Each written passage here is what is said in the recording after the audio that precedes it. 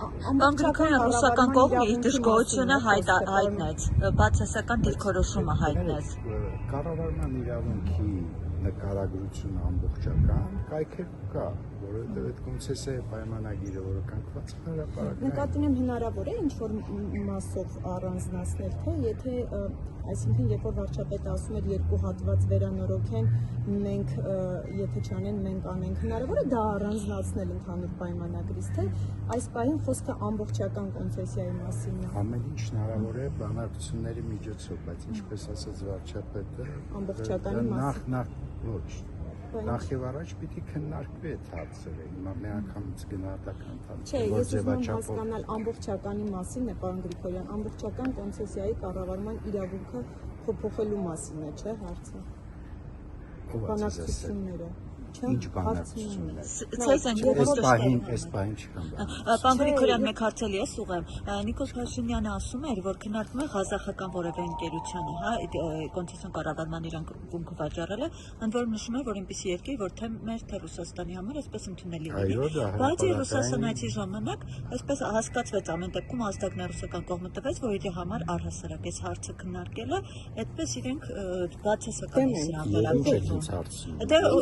Ես ազդակը լսել եք են ազդակը։ Եթե ռուսական կառավարումը Հայաստանի շահերից չի բխում, ինչ է անելու։ Ինչ է կանելու այս դեպքում։ Պիտի լուծումներ գտնեն։ Ինչպիսի նախնական ինչ-որ քննարկումներ, ինչ լուծում է պետք, պարոն Գրիգորյան։ Ես չեմ կարող հիմա ասել։ Պարոն Գրիգորյան, ռուսական կողմից հենց հնարավոր չի դիսկրետ sense պահիտակ ասել, այսպես լուծում կարելի է տալ, դա լուրջ չի լինի։ Ռուսական կողմից տարակուսած են, ասում են, եթե պետք է ամբողջական կոնցեսիայի հարցը բարձրացվեր, այդ դեպքում Հայաստանը ինչու էր առաջարկում այդ երկու հատվածների կառավարումը, ով Օվերչուկը ձեր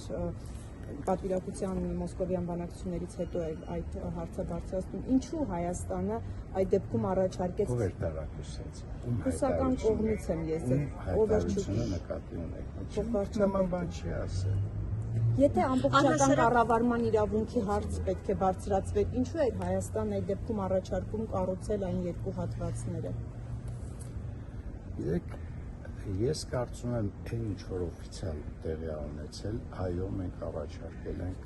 կառուցել երկու հատվածները, որպեսզի երկաթգծի վերջո լիարժեք լինի եւ պատրաստ լինի ապաշրջապակման գործընթացի։ Դա շատ կոնկրետ ֆորմալ գործընթաց է եւ այո, նման առաջարկ եղել է։ Մնացած հարցերը ուղղակի քննարկվում են։ Որևէ կոնկրետություն չկա այս բանը։ Առհասարակ Մոսկովյան այցից հետո, որովհետեւ ես անկեղծ ասեմ, ամեն դեպքում այդ լրանորոգումը պիտի արվի, ամեն դեպքում։ Մոսկովյան այցից հետո առհասարակ շատ կոշտ հայտարարություններ, պարոն Գրիգորյան, հնչեցին։ Պատրաստակամության վերաբերյալ այո, հայտարարություն եղել է։ Ռուսական Ռուսական կողմից կոշտ հայտարարություններ հնչեցին Մոսկովյան այցից հետո տնտեսական